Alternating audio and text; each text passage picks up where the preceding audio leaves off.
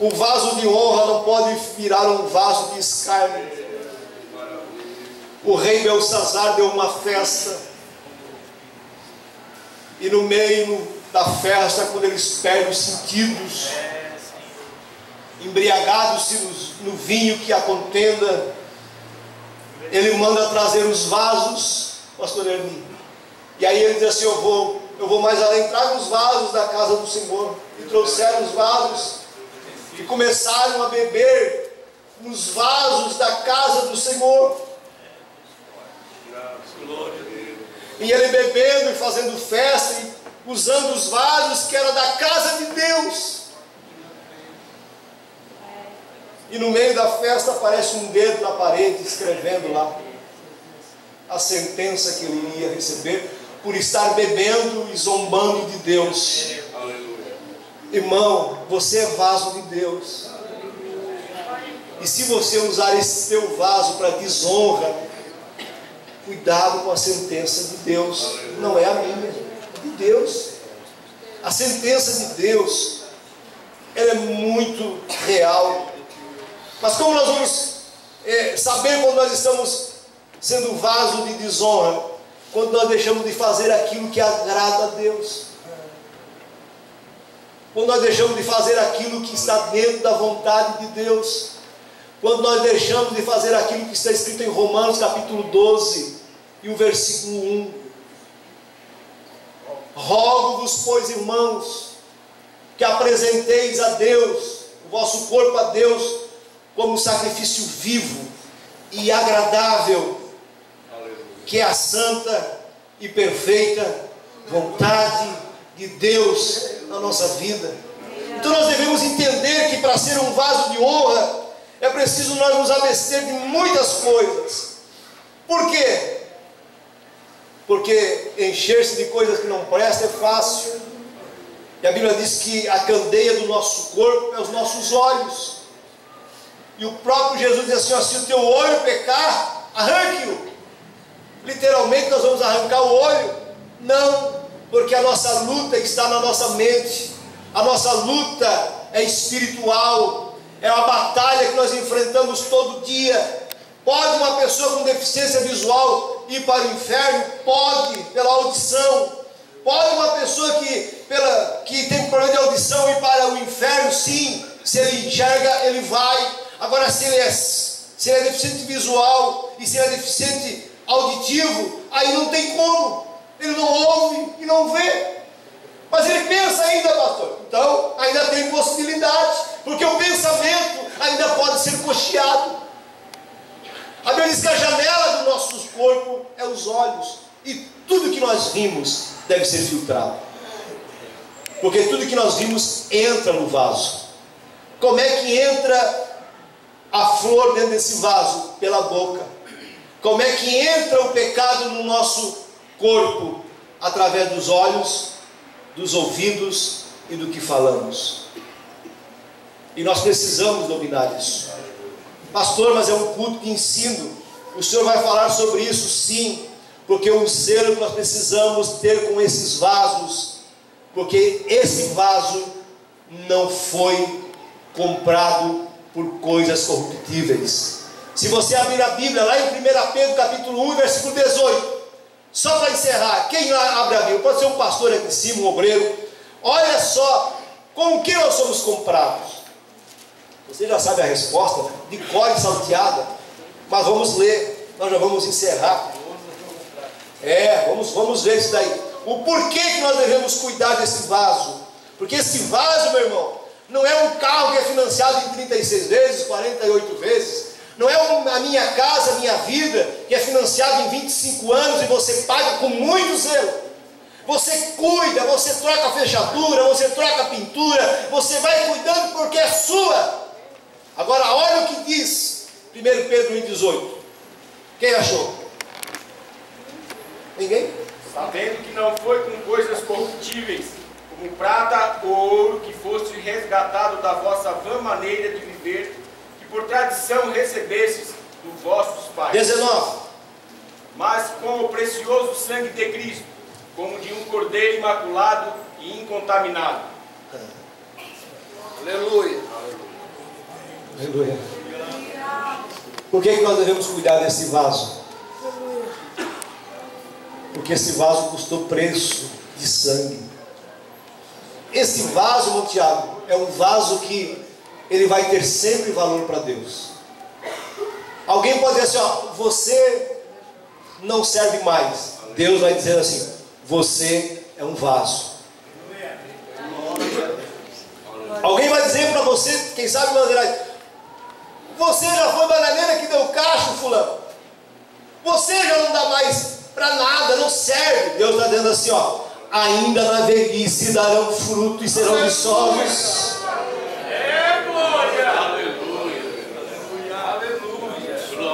Alguém pode dizer para você, agora você está com enfermidade, não tem mais jeito. Deus está dizendo para você, continua sendo o vaso, o conteúdo que está dentro de você, é eu que dou. E quando eu dou, eu uso como eu quero para fazer a minha obra. Aleluia. Porque nós somos selados com sangue. E se nós somos selados com sangue, nós somos comprados por bom preço e não devemos nos desvalorizar. Tem crente que se desvaloriza tanto. Tem homens, mulheres, jovens, adolescentes, que faz as bênçãos de Deus igual fez o Isaú. Brinca com as coisas de Deus. Hoje está aqui pregando, cantando, tocando, profetizando, na frente de um departamento. Daqui um pouco você vê ele está sumido. Você olha para aquela pessoa, sente falta. O que aconteceu? Automaticamente a pessoa se desvaloriza. Eu tenho um irmão que estava na igreja pregando. Agora ele está lá, todo tatuado, ficou velho. O moço mais novo da minha casa ficou velho, desacreditado da família, perdeu o brilho, se desvalorizou porque não sabe pelo preço que foi comprado. Tem crentes que descem o nível de uma tal forma que acham que ele foi comprado com $1, com um dinheirinho qualquer, não. Foi o preço de alguém numa cruz, dizendo assim, olha...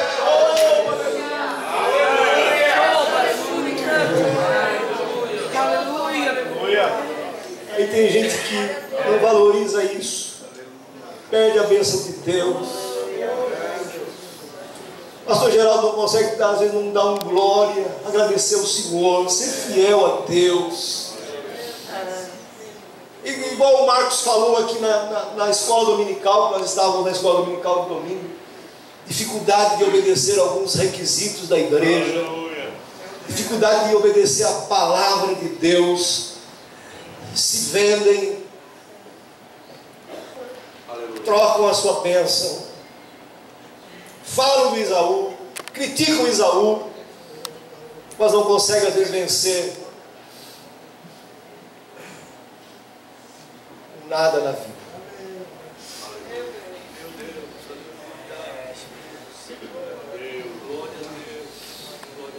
Deus quer hoje, de nós hoje, maravilha de Deus, aleluia. Tem gente vivendo de passado, de quando Jesus andou na igreja. Ele entrou na igreja de Criciúma. Sim, ele entrou lá e entra aqui qualquer hora. Aquela vez foi algo extraordinário. E quem ouviu nunca mais esquece. Quem sentiu o aroma do seu perfume nunca mais esquece. Só que um dia em Nova Veneza ele também entrou na congregação. Ele entrou. Aleluia. Nós estávamos no culto de domingo à tarde para anoitecer à noite, porque os nossos cultos começavam às 4 horas. Nós fazíamos culto às 8h30 no Araçá. Às 2 horas nós fazíamos na Minerva. E às 4h30 nós começávamos o culto da Veneza. E num domingo à noite, porque eles os crentes que vinham da Vila Maria do São Francisco, o pastor Geraldo conhece lá, os crentes que vinham de São Bento Alto precisavam embarcar naquele ônibus que até hoje mantém a tradição daquela linha, e a linha, o ônibus passava 7h40. Então nós tínhamos que encerrar o culto 7h15. Mas um dia daquele, a glória desceu e Jesus entrou na nossa igrejinha de madeira. E ele, usando o profeta, disse: eis que eu estou entrando no meio de vós. Nós escutamos as batidas dos seus pés. Aleluia! Isso não é uma coisa única. Não, Jesus entra. Um dia eu e a minha esposa estávamos orando, e nós não estávamos num barulhão. Nós estávamos orando de parede e meia, no meio de uma mata, trabalhando num britador, no meio de uma mata, morando com um casal que não era crente, que se brigavam muito. Eles dividiram conosco, graças a Deus pela vida deles. Eles dividiram conosco um quarto e um pedaço de cozinha. Banheiro, você sabe o que era, aquele da rua. E um dia nós estávamos orando na nossa cama de casal, ela de um lado da cama e eu do outro lado. E quando nós estamos orando ali em silêncio, Jesus disse: eis que eu estou passando no meio de vós. Eu creio. Tem muitos casais que Jesus precisa passar no meio da casa deles. Tem muita família que ainda precisa dobrar os joelhos e orar junto, porque Deus ainda quer consertar casamentos. Ele ainda conserta casamento. O caminho não é o divórcio, o caminho não é a separação. O caminho, Salomão disse assim, ó: vive os teus dias com a mulher da tua mocidade. Então, quando vier dificuldade, vamos orar, vamos buscar a Deus, que Deus vai passar no meio da nossa vida e vai consertar as coisas. Aleluia! Eu já estava separado quase antes de aceitar Jesus, mas Jesus entrou na minha vida, entrou na vida da minha esposa, e nós estamos aqui adorando o Senhor. Pastor, agora é só Romeu e Julieta? Não, às vezes o velho homem vem. O velho Adão nasce, a velha Eva vem também. E o que se faz quando vem o velho Adão e a velha Eva? Volta o joelho. Vamos orar. Temos que manter o nosso vaso. Aleluia. Aleluia. Eu estava lá no Fabrício fazendo discipulado na sexta-feira, no Fabrício. Começamos a falar de Jesus. E eu já me aguentei para não chorar na frente do Fabrício, talvez com medo que ele não entendesse, mas eu senti descer algo glorioso, porque falar de Jesus é coisa. Creio que não entendo que falar de Jesus é tão bom que a gente começa a se alegrar, né? A gente nem olha para o relógio quando fala de Jesus. Todos já olharam. Pastor, eu quero ir embora, amanhã é quarta, eu sei. Por isso que se aproveita os momentos que a gente tem para falar de Deus. Nós não temos que fazer igual na África, começar o culto de manhã e acabar à noite. E não parar. Por quê? Porque nós vamos conseguir desconectar muitos crentes e fazer ele conectar novamente com o céu. Sabe aquela conexão que foi interrompida? Aquela conexão de você vem para a igreja, disse: não vejo a hora de chegar em casa, hoje tem não sei o que lá que eu gosto. Tá bom, depois do culto você faz isso, mas enquanto estiver aqui, desliga, adora. Você vai forçar nós a adorar? Eu vou, porque a Bíblia diz que nós devemos adorar a Deus. Aleluia! Se nós vivêssemos no tempo da lei, nós iríamos para a frente do tabernáculo. As 12 tribos, cada tribo tinha a sua hora de se apresentar, e eles iam lá e eles nem tinham oportunidade de entrar no pátio. Eles ficavam do lado de fora, cantando. Nós estamos aqui sentados, oportunidade de ter a Bíblia, levantar a mão, saber que Deus está ouvindo, e eles sabiam que Deus só ia ouvir um sacerdote, um representante da tribo, um sacrifício que era oferecido pela tribo. Hoje não, hoje nós estamos aqui. Se nós levantarmos a mão e clamar, Deus está dizendo assim: eu estou aqui. Se você disser assim: Senhor, eu preciso de Ti, eu estou ao teu lado. Nós ficamos assim. Nós devemos adorar ao Senhor. Aí na terça que vem eu quero pregar sobre vaso cheio. O que faz um vaso cheio? Você não quer perder a bênção? Vem a terça que vem. Vamos ficar em pé. Eu quero orar por sua vida nessa noite. As irmãs que nós citamos, que estão de aniversário, também vêm à frente. Deus vai abençoar você nesta noite. Aleluia. Se você precisa de uma oração, também venha. Você tem a liberdade de receber a bênção do Senhor. Aleluia. Glória a Deus. Os dizimistas, aqui nós temos 11 irmãos que trouxeram seus dízimos. 7 irmãos contribuíram com a Beth Shalom, mensageiro de uma hora, um irmão com a Beth Shalom e um com a associação ABC. E nós queremos orar em favor dessas pessoas. Alguém precisa de uma oração? Venha. Eu quero orar por sua vida nesta noite.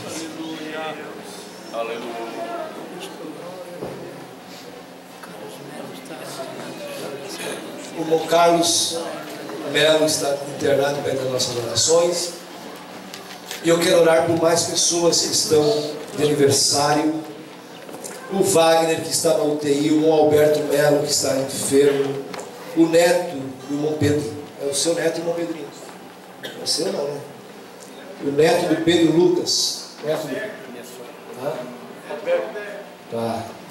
A sogra do irmão Valentim, eu fui lá no hospital domingo visitar ela. Também precisa das nossas orações. O João Gustavo e a Maria Helena. E a Yolanda Vargas está na sala de cirurgia.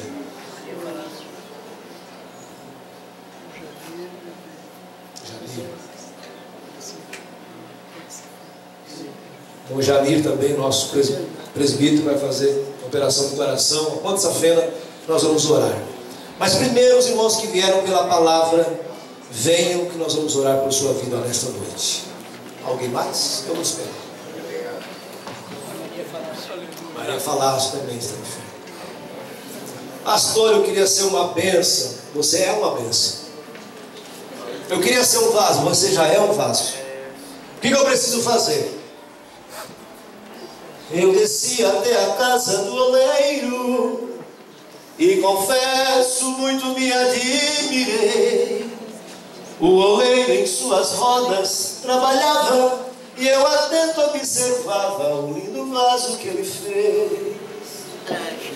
Uma coisa eu não pude entender: para mim o vaso era perfeitíssimo.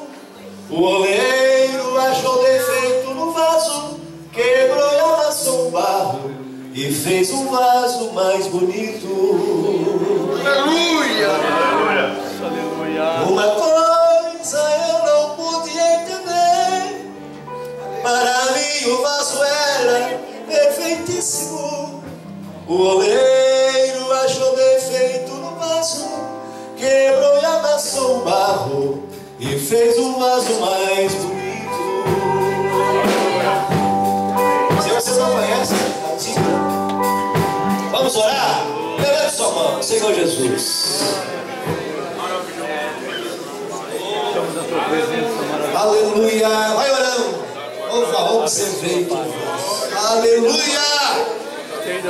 Senhor, nós somos vasos, em tuas mãos nós estamos. Aleluia. Abençoa essas vidas que vieram à frente, os que estão nos seus lugares, mas que ouviram a tua palavra e vão colocar em prática, Senhor. Estenda as tuas mãos sobre a vida deles. Pai amado, nós estamos aqui orando nesta noite por muitos pedidos de oração, pelos nossos irmãos que estão enfermos e temos pessoas representando aqui nesse momento. Estamos orando também pelas nossas irmãs que estão de aniversário, a irmã Edenir e também a irmã Vitória. Que o Senhor possa abençoar as suas vidas, venha derramar da tua graça, usando sempre poderosamente em suas mãos, abençoando os dizimistas, Senhor, que trazem o dízimo para a tua casa, para que haja mantimento, que haja manutenção. Abençoa abençoa aqueles que têm fé para serem dizimistas, abençoa aqueles que não conseguem, aqueles que ainda não têm no coração o desejo de contribuir, Senhor. Ensina essas pessoas a ser gratas a Ti e devolver aquilo que o Senhor dá para eles com muito carinho. Pai, nós oramos em favor desta igreja, pedimos a Tua bênção e já Te agradecemos. E você vire para o seu irmão e abrace ele enquanto vai, adora o Senhor. Aleluia!